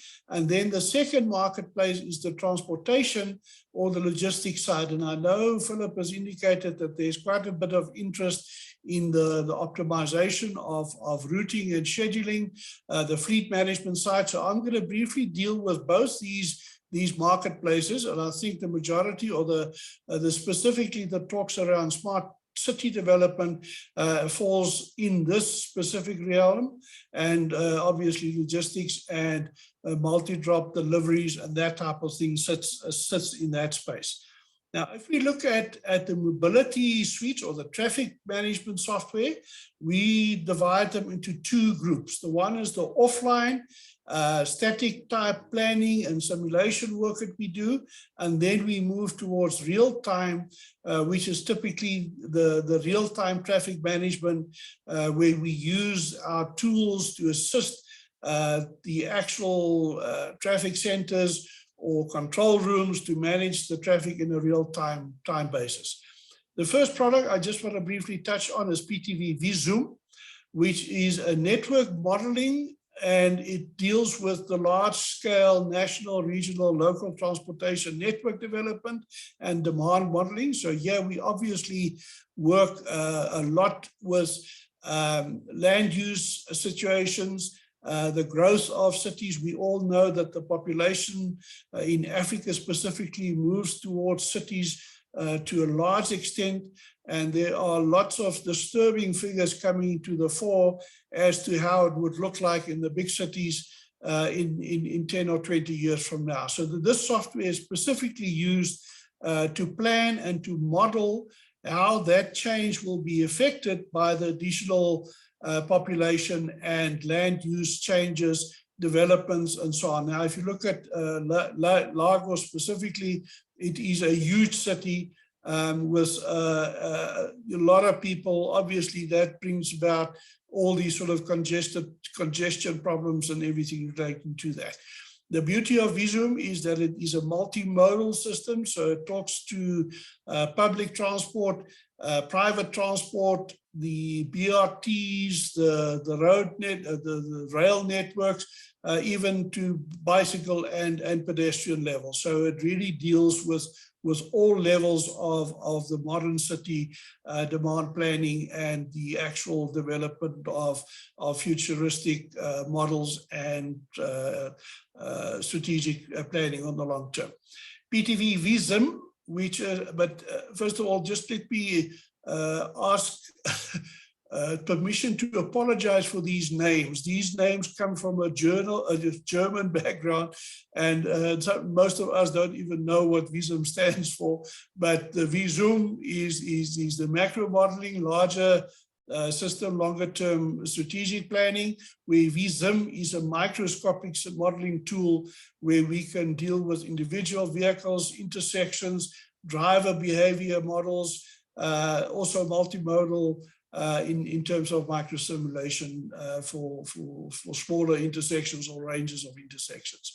We have VisWalk, which is a pedestrian modeling tool, and there we talk specifically with designs of BRT stations, railway stations, bus terminal, your event planning with evacuation with big stadiums, and anything where it comes to the actual pedestrian and how that tie in with the motorized transport as well. So these two systems, VISUM and VisWalk, can work as an integrated environment. So specifically with traffic intersections where pedestrian movement needs to be taken into account in conjunction with vehicles. Obviously, that is part of the function to be able to do that. But VisWalk is a standalone system as well. If it's purely for people management in stadiums or pedestrians on the street and so on as well. Vistro is a small tool, and that deals mainly with traffic impact analysis studies and also signal optimization plans or traffic light plans, signal plans for cities, so that you can actually have a proper picture around that. So that's typically the offline on-site type systems that we deal with. And then we move towards the real-time situation where we've got a product called PTV Optima. Now, what it does, it uses the transport model developed in VISUM. Now, if we, as I mentioned earlier, with VISUM, we plan 10, 20, 30 years in advance. But in the Optima situation, we plan what's going to happen in the next 5, 10, 20 minutes or an hour ahead of time. So here, it is obviously a major challenge to get enough data in. Now, data comes from traffic detectors. It could be cameras, it could be cell phone technology, it could be movement from any source. So all those data sources are fused into the Optima tool. So if there's any breakdown, a problem, or a situation where there's an accident, you actually have the opportunity to readjust, maybe resynchronize traffic lights, divert people from one route to another, but it also takes into account what the effect would be in the next 15 minutes. So if there's a problem with a major corridor with an accident, people are diverted from that main route to give enough time. It also has the capability to slow down the process. So it increases or reduces the green time in signals further away from this problem. So it gives authorities time to clear the situation instead of all the vehicles just bunching up to where the problem situation is. So it's an extremely powerful, very involved process. PTV Optima is not a software system that we can just install and train people and use it from that basis. These are major projects. We have cities like Dubai, Torino in Italy, Dusseldorf, Paris, City of London. These are massive, massive intersections, but Lagos is typically the type of city that would benefit from that, but it is a big effort. The next is Balance and Epics. Now, Balance and Epics are tools that provide for adaptive controls on signal changes. So it manipulates the online traffic signals based on the real-time traffic. So it allows us to work with signal controllers of any type. We don't have any specific preference. but we would then, based on the traffic flows, and the information again comes from detectors, whether it's cameras, loop detectors, or whatever other source, we know what the volume buildup is, and we can manipulate the actual signal timings to make sure that we have a proper flow of movement. Then the last one that I just want to touch on briefly is the mobility as a service concept, where, as we know, people, especially in Europe, I think in Africa, we will still have the old traditional way of people wanting to own cars. But when you start looking at the European cities today, everybody is looking at mobility as a service. If we look at the growth of Uber and those sort of tools, ride sharing, public transport, BRTs, I know you guys are, struggling with some of the mini, or the whole of Africa is struggling with the mini bus taxi situation, which is fairly running off its own devices and its own controls. They're not very disciplined, but that's a problem we all have in Africa, from South Africa right up to the north. Obviously the ride, and that's a typical model of ride sharing, but we are able now to start modeling those sort of scenarios where we can then look at what the needs are of how many vehicles and what is needed in that type of situation. So this in brief are the different products that we deal with in the mobility or the traffic product suite. And just to give you some indication of the typical areas that we work in, construction diversion management, where you could coordinate the work with construction sites, development of big complexes, the parking operations. We can simulate parking malls, the actual parking garages, and we also brought a new functionality in now that in certain parts of the world, reverse parking is compulsory. So that is one of the latest features that we've developed in our Visum software to allow us to reverse park and simulate that scenarios as well. Railway station operations, where we talk about passenger density analysis, even the design of access doors, what is the impact on passenger density if the train only has one door or two doors or three doors or whatever the case is. So all those type of scenarios we can simulate using the actual software as I indicated. We have real-time traffic signal management, as I mentioned earlier. So that's typically for I'm not sure I think Lagos got quite a large number of roundabouts. They don't really, I'm not sure about how many traffic lights there are, but a lot of African cities do not really have abundance of traffic lights. It's mainly roundabouts and so on. But all that can be simulated as well. Real-time vehicle dispatching in terms of emergency services. In Abu Dhabi, we dispatch police and ambulance services using some of our tools, public transport network optimization, the macroscopic passenger demand forecasting. So all these, I'm not going to go into all the details. We don't have that much time, but this is just to give you some indication of the areas that we work in and what we can assist with using some of our tools.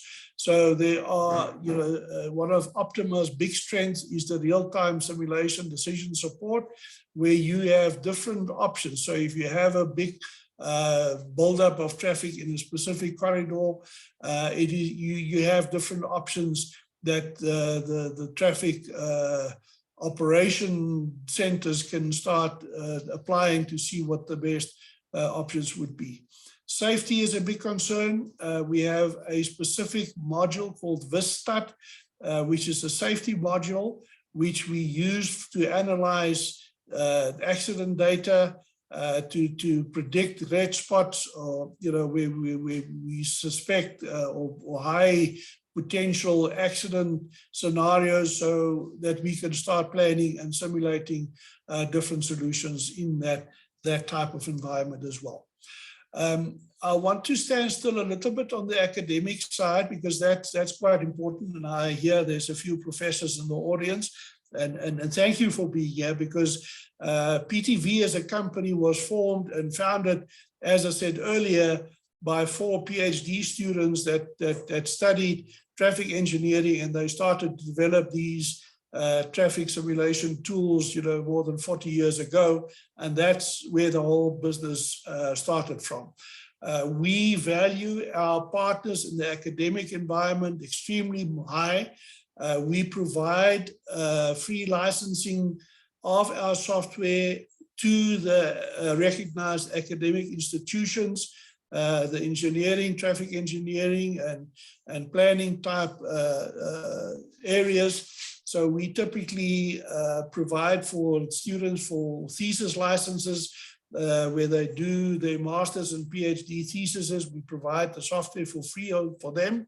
With academic institutions, we have a minimal charge to a university, but that typically would be for up to 25 students for a period of 3 years. So every 3 years, we reevaluate the performance of the university and see if they're really dedicated towards what we do. But it's really a very prominent part of our business is to equip students that are busy finalizing their years of study to enable them when they walk into the real world, where they go into traffic planning and modeling and those sort of things, that at least they've got the tools at their disposal and the ability to use them in that environment. So please feel free to inquire on these. Specifically, we've got universities of Cape Town, Stellenbosch. There's a whole mobility center that we created with them.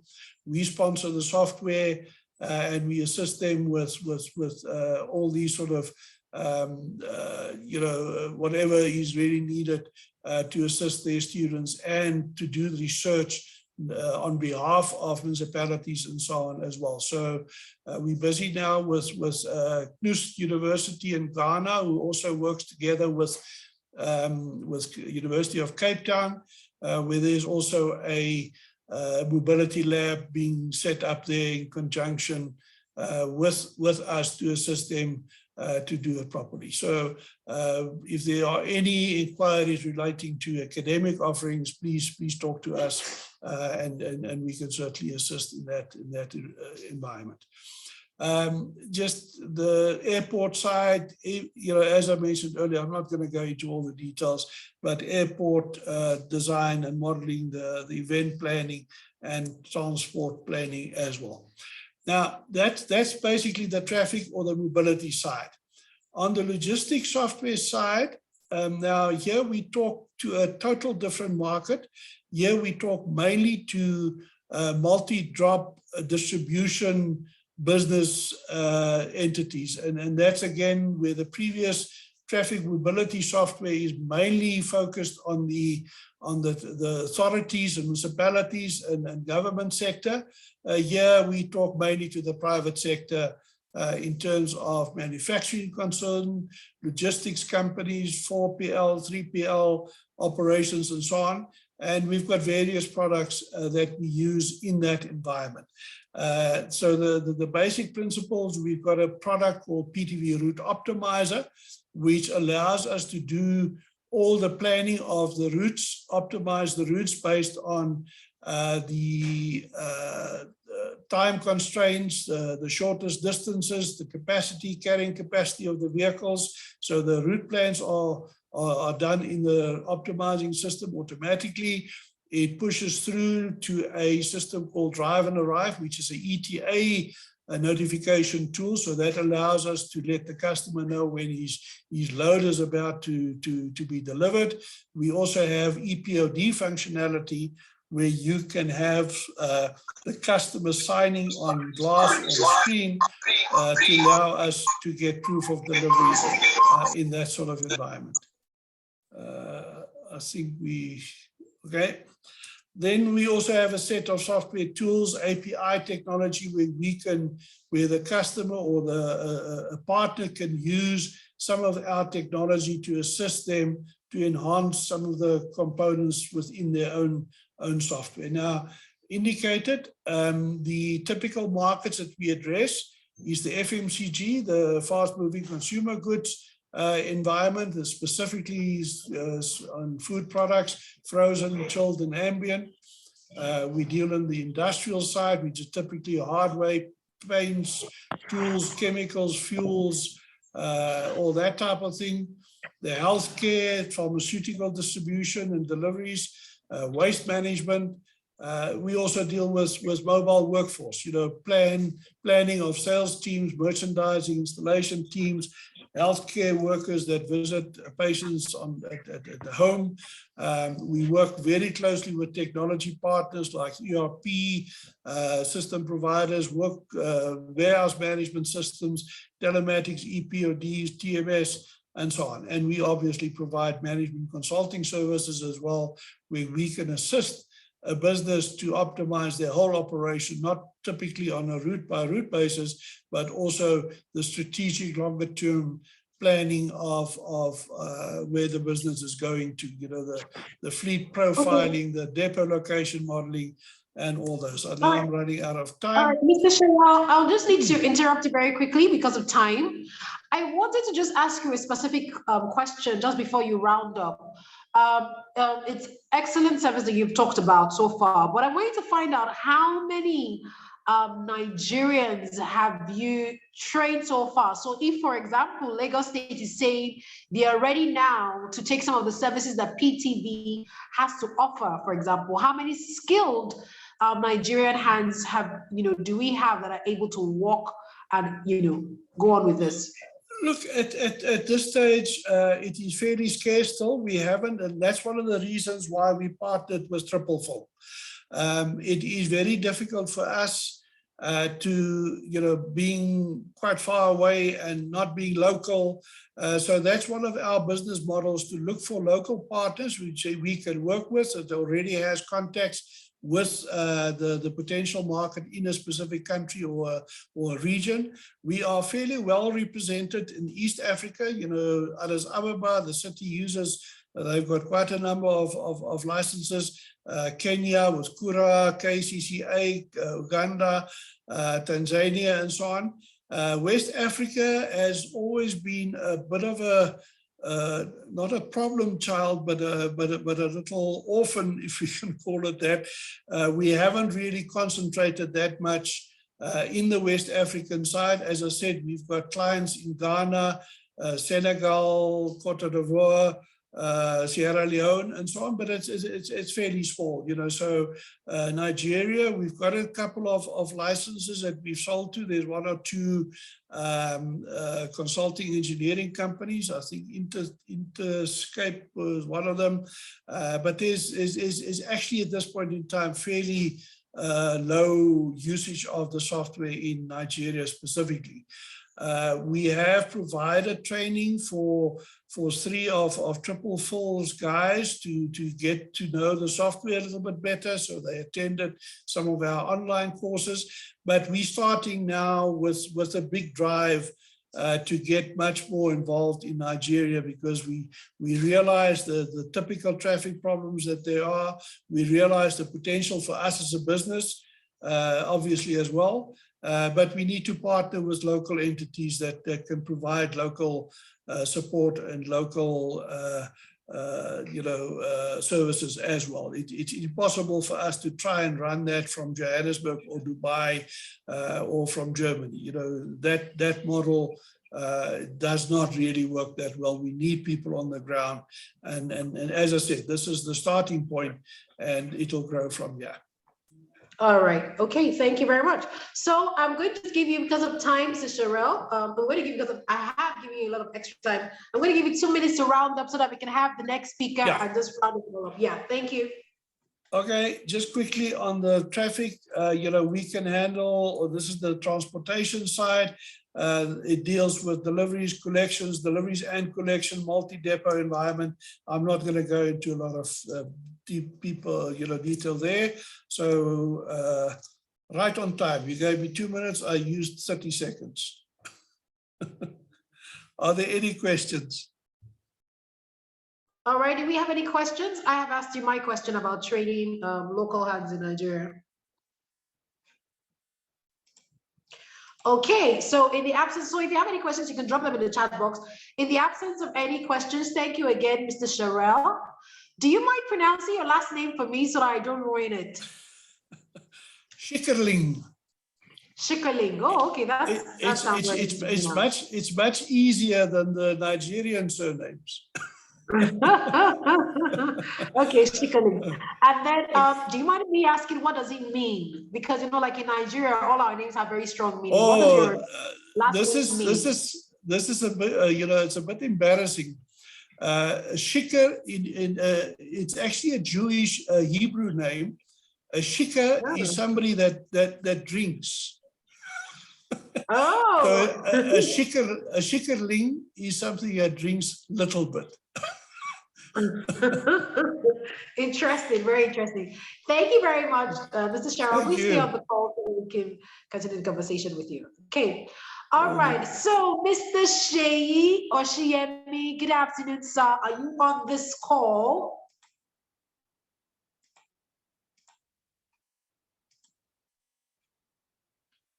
Hello, Mr. Seyi, are you here? He's not on this call. Oh, okay. And we have time. So please, Yemi, if you can try and help me try and get him. Oh, okay. I get reports that he's in transit to Dubai as we speak. Oh, interesting, interesting. Okay, okay, we have, is Engineer Jide still on the call? Because we have some questions, we still have more questions directed at him. But before we go on, I would like to acknowledge the presence of the chairman of the Association of Maritime and Truck Owners, Chief Odubemi.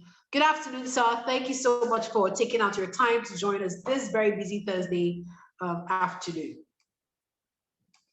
So Mr. Yemi sends his apologies. I really would hope that he will be on this call. Okay, so we'll move on, and I think we could just take the questions. Is Engineer Judy still on the call?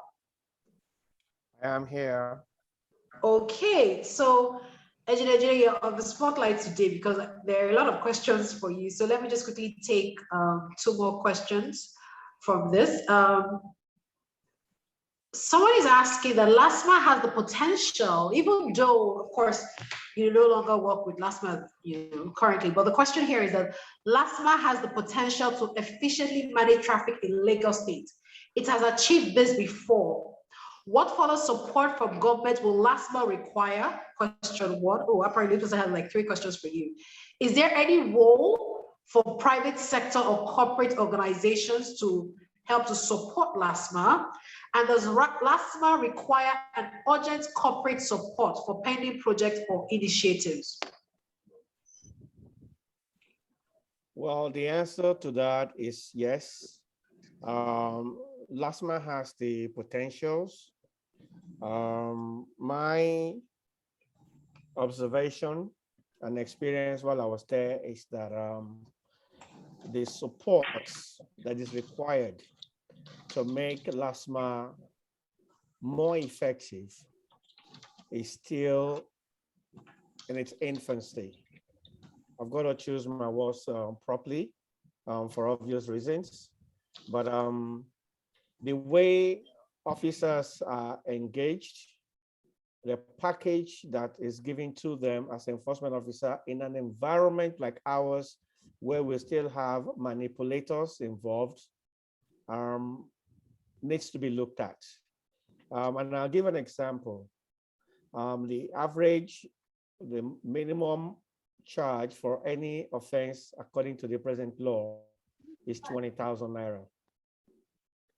Now you pay an average graduate who is in LASTMA at the end of the month, and you give him probably average of about 100,000 a month. That is maybe before deductions. Now, if I stop 3 vehicles in a day during my shifts, and they've just committed the minimal offenses, and 2 of them have offered me half of what they're supposed to pay the government because they have cried, they've begged, or they've done whatever, That means I get 20,000 within that hour. So if I'm working 5 days a week, that's 100,000. So if I multiply that by 4, that is 400,000. Okay. And so if I'm able to pay 10,000, let's say I'm in trouble, I'm a driver that can lose my job. So I'm willing to pay my way as opposed to paying the right fee so I can change my attitude. Because the purpose of a fine is for us to change attitude, not for government to make money, right?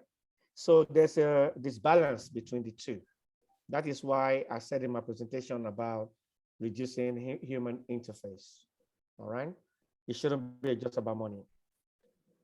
There's also technology that needs to be put into LASTMA operations in terms of like CCTV, to have a master plan control center where you can monitor breakdowns and deal with it immediately like an emergency before it becomes a big deal, where you can mobilize officers to go and deal with situations within minutes because they're the nearest there, having instant up to time communication with all officers, not just specific, and to give them apparatus that would allow them to mobilize.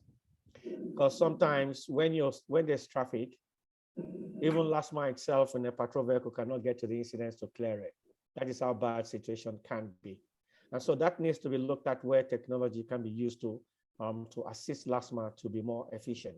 But right now, I will say the efficiency level of LASTMA, depending on where you're looking at it from, right, would be wavering between 25 and 40%. So there's much room to do much better. The thing is, the economic situation in the country would give any government an opportunity to claim we have so many other issues that government has to deal with, and so you cannot just put all the income on enforcement of traffic. So that is a real issue. You've got the health sector, you've got the education sector, you've got all sorts of different sectors that are just as important, all right? That needs to be dealt with. So those are the challenges that government faces when it comes to prioritizing capital investment into any sector that we have to live in.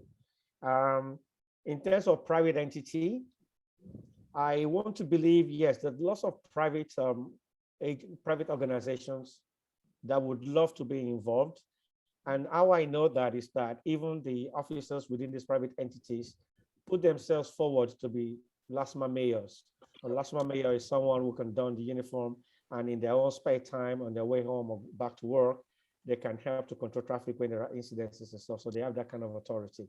All right, so if they're willing to do that from a personal level, so you can just imagine that the organization that they work for should be able to do that as part of their CSR.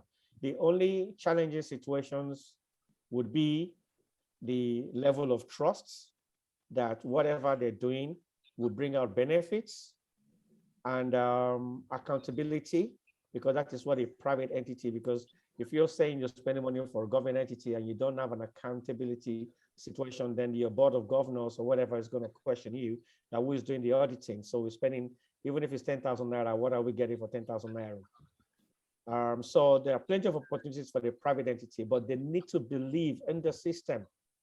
There needs to be openness and transparency in the system for private entities to come in. And if government continues to treat LASTMA as a pet project, as a personal project, as opposed to a project for the people, then that difficulty will be there because the transparency would not be seen. And so that would now not encourage private participation. And where they can participate is that, okay, so they have some operational vehicles that they're getting rid of. Maybe they have a policy of 3 years or 4 years. They can always donate those vehicles to LASTMA. They can have laptops that, because of their level, they upgrade their laptops or computers. They can always donate that, because the more opportunity given to officers to write reports at the various zones, which presently they have about 43. So the more of these things that government may be finding difficult sometimes to acquire, the private entity can come in and say, okay, you know what, we can donate 10 computers that we're not using anymore, etc., in order for data collection. The reason why sometimes LASTMA is not able to operate effectively is that our data collecting system is not up to par. We're still working on manual collecting process, and that cannot help traffic calculations and everything. And you need to be able to drive out figures for people to see that the effort that you're making on a daily basis on Lagos roads are yielding the required results. So which means from the number of offenders in a previous month, you should be able to compare it with a new month to say there's an improvement, and the improvement is as a result of either what LASTMA has done or what the people are doing. And so people should have confidence in data collection to see that there's progress. Because why should I invest my money or put my money down into a system where I can't even see whether my money is making an impact that I can understand myself? And so, yes, the opportunities are there for the private sector to get involved, because traffic affects all of us. If your workforce are coming late to work, or they are stressed out, then how productive are they when they're at work? If 2 hours before the closing time, they're already stressed out about the traffic they're going to face in getting home, then you're not really getting the benefits from your workforce. And so this is time for everyone to sit together and see the traffic of Lagos as a collective issue and challenge that we all should look at how we can resolve it, rather than look at the government as a government that has a magical wand to resolve it. All right. Thank you so much. Thank you so much, Engineer Jide. We'll definitely like to have you again when we have like part 2 of this series. But very quickly, we're run out of time, so we're just going to call on Mr. Adeniyi Yusuf to wrap up, this whole session. All right, Mr. Yusuf, are you on the call? Please take over. Hello, Mr. Yusuf. Yes, good afternoon.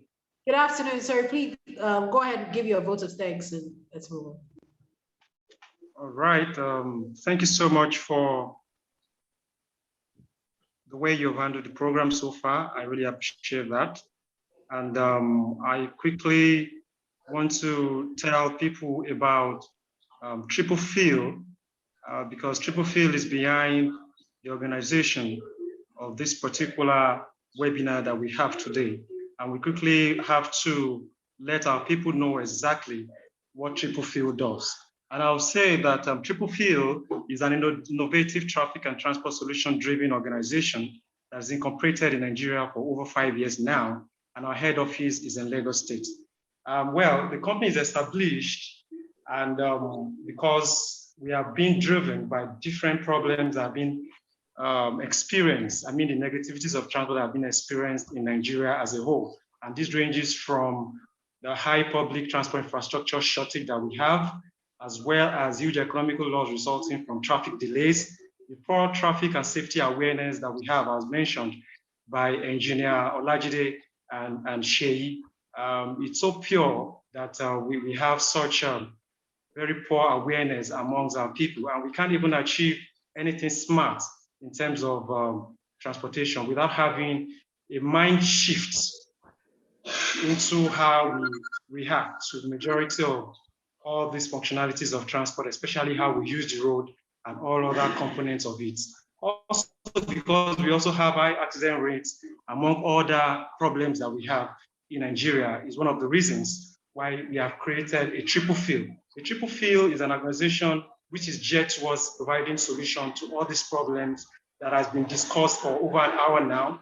I need not mention all the problems, but the mission statement of TRIPLEPHIL is to provide a consistent quality education, training, and public enlightenment on innovative traffic and transport management solutions that can bring about development, efficient and safe delivery of all these problems of public transport system. Become Africa's foremost provider of technology-driven innovative transport solutions to emerging cities. Of course, that is what our vision is. Now, in being able to achieve all these functions, TRIPLEPHIL have decided to ensure that public education and enlightenment programs is one of the core and important things that must be achieved. If you look at Lagos, Lagos have 20 million people. In fact, it contributes over 60% to Nigerian GDP that is on oil. But if you look at as small as Lagos is in terms of land space, we don't have a smart people. A smart people in the sense that the way we use information, the way we use data, and the level of awareness is still very, very low. And this is one of the functions which TRIPLEPHIL have decided to do. And one of it is by providing this webinar to bring in professionals together from different fields of studies, but especially transport, as well as the practitioners of the business and the non-professional practitioners of the business. So we also and encourage to also create discussions among the Nigerian experts to talk about the different Nigerian transport problems among these professionals and academia. As you can see in this program today, you can see doctors, professors, and also representatives from the government agencies, as well as different people of MDs, CEOs, managers in transport fleet management contributing and attending this seminar. And that's one of the things we want to achieve. We want to ensure that we bring people together to be able to discuss the problems of transportation, and not just discuss it, but start taking appropriate steps in shaping the future of the Nigerian transport system so that we can have an integrated transport system that also have a multimodal network that works. And again, one of the things we provide in TRIPLEPHIL is the transport planning and management consultancy service for private transport businesses and agencies. Yes. Now, before me and before I started my presentation, you'll find out that Charel from PTV has given us some lovely presentations about the technology software that they have developed to achieve and bring about solutions to these problems. And I can tell you that TRIPLEPHIL is a licensed partner with PTV as a sole provider of technology-driven solution and technical resources in Nigeria and West Africa to achieve a cleaner and smarter city. And as Charel has said, PTV has presence in over 28 countries with customers in over 120 companies, over 2,500 cities of the world. That's a great achievement. And what TRIPLEPHIL is doing is to bring this expertise, this technological-driven solutions, software to Nigeria with our own private professionals who are already practitioners in the business, so that we can begin to have a change in the way our transport network and the usage is being done as of now. And the area of expertise are multimodal transport planning and traffic simulations. We do traffic impact analysis and maximize signal timings. Routes and scheduling, as well as route optimization, is needed for a whole lot of public mass transit operators and fleet managers across board, whether in shipping, land transport, or road transport. These services are provided, and there are technological solutions in making this efficient and much more profitable for private organizations, as well as city planning for government establishments. Again, transport infrastructure planning is one of the key things that we do, micro simulation and pedestrian simulations. Those are important key things that we do. And we also want to leave you with this quotes. All stakeholders in the transportation is the center of the world. Yes, it is the center of the world, and it is the glue of our daily lives. When it goes well, we do not see it. But when it goes wrong, its negative colors our days and make us feel angry, impotent, curtails our possibilities. And that is the word of Robin Chase. And we don't want our cities to be there. Yes, we are there, we have been there, and gradually we are improving, but we want to get to a point whereby we can resolve all these issues and have a sustainable transport system. And this cannot be done without all our stakeholders in transport industries to play their role in achieving a cleaner, safer, and efficient sustainable transport system. This is not one person's job. We need individuals who are professionals in this field, private investors to partner with governments in order to bring this to realities, as well as professionals who are in government agencies to also formulate policies that can transform the face of transportation in Nigeria as a whole. And I can tell you that is the reason why TRIPLEPHIL is in existence.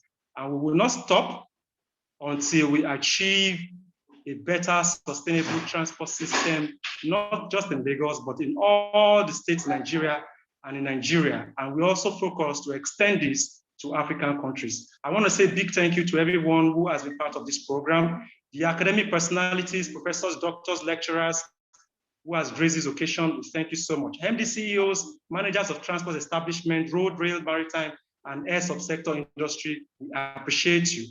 MD CEOs of other relevant sectors of the economy, we appreciate you. Representatives of government agencies, especially the public transport authorities in Lagos, we appreciate you. Students and enthusiasts in transport and mobility concerns, we appreciate you. And I also want to thank especially people who have contributed to this occasion. Charel, the presentation from Charel, we appreciate that. And also engineer Olajide has given us a very, very lovely perspective of how traffic should be managed and different solutions which we expect to begin to shape the country. I promise you, we're not going to talk alone.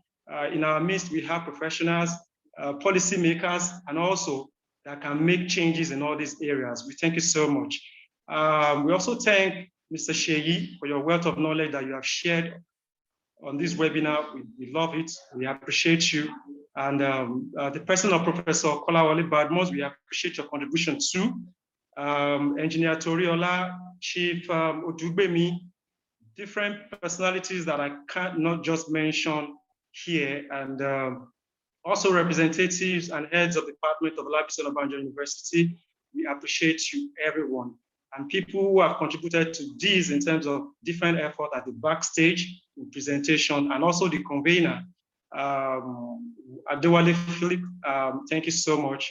And our amiable hosts, we appreciate you. Thank you so much. And for people that will need the services that has been described by PTV and TRIPLEPHIL, you can contact us. Our head office is in 14 Additional Street off Obafemi Awolowo Way, Ikeja.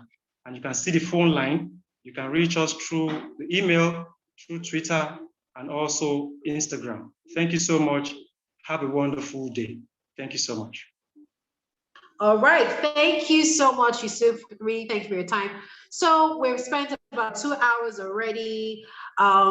There's nothing more to add, but the only one last thing I'll add is let us not attend webinars like this and still go on the road and behave badly. Let us all be responsible citizens. Let's do what is required to do. And like Engineer Jide told us, I really wish we could have his bonus because Engineer Jide, well, because of the power invested in him, he can stop anybody at any time in traffic. So let us be able to call out people doing the wrong things as well. People like you and I, our colleagues, our friends, our family members doing the wrong thing, who go one way in traffic or just do anything. So enjoy the rest of your afternoon and the rest of your day. Thank you all very much for taking time to join. And if you have any feedback on how this webinar can be better, please leave a message in the chat box. Thank you, everyone, and enjoy the rest of your day. And I'm signing out. Thank you so much. Thank you. Thank you.